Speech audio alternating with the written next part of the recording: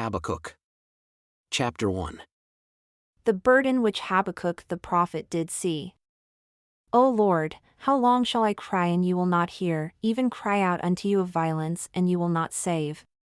Why do you show me iniquity and cause me to behold grievance? For spoiling and violence are before me, and there are that raise up strife and contention. Therefore, the law is slacked, and judgment does never go forth. For the wicked does turn the righteous, therefore wrong judgment proceeds.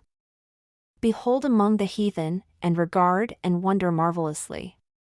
For I will work a work in your days which you will not believe, though it be told to you.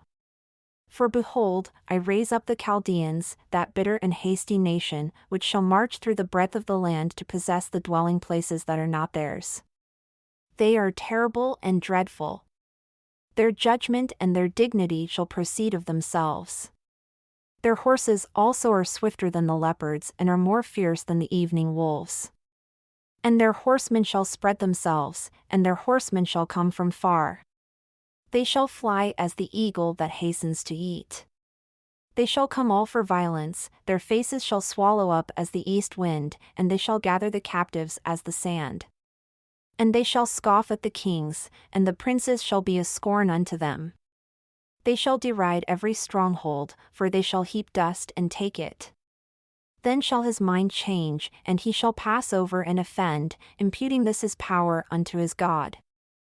Are you not from everlasting, O Lord my God, my Holy One? We shall not die.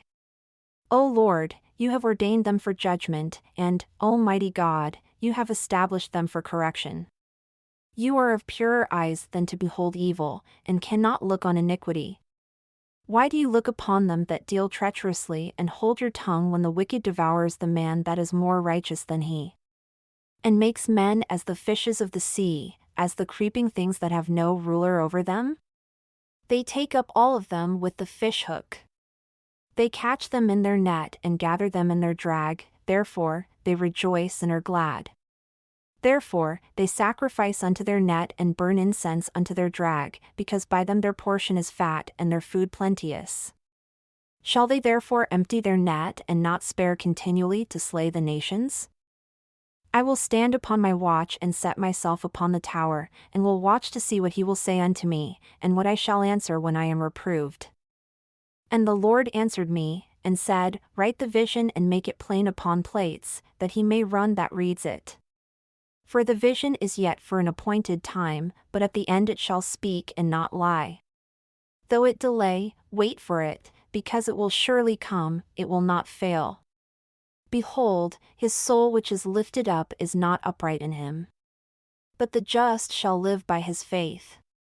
Yea also, because he transgresses by wine, he is a proud man, neither keeps at home, who enlarges his desire as hell and is as death, and cannot be satisfied, but gathers unto himself all nations and heaps unto himself all people. Shall not all these take up a parable against him and a taunting proverb against him, and say, Woe to him that increases that which is not his? How long? And to him that loads himself with thick clay, shall they not rise up suddenly that shall bite you, and awake that shall vex you? And you shall be for prey unto them. Because you have spoiled many nations, all the remnant of the people shall spoil you, because of men's blood, and for the violence of the land, of the city, and of all that dwell therein. Woe to him that covets an evil covetousness to his house, that he may set his nest on high, that he may be delivered from the power of evil.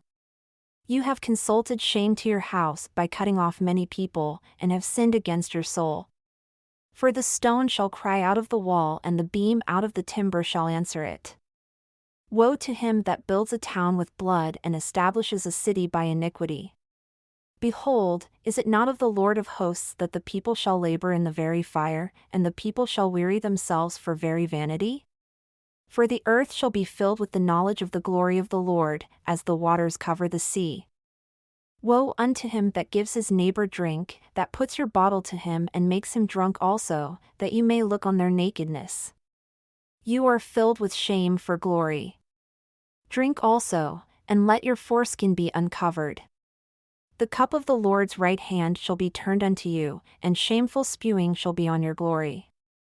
For the violence of Lebanon shall cover you, and the spoil of beasts, which made them afraid because of men's blood, and for the violence of the land, of the city, and of all that dwell therein. What profits the engraved image, that the maker thereof has engraved it, the molten image and a teacher of lies, that the maker of his work trusts therein to make dumb idols? Woe unto him that says to the wood, Awake, to the dumb stone, Arise, it shall teach.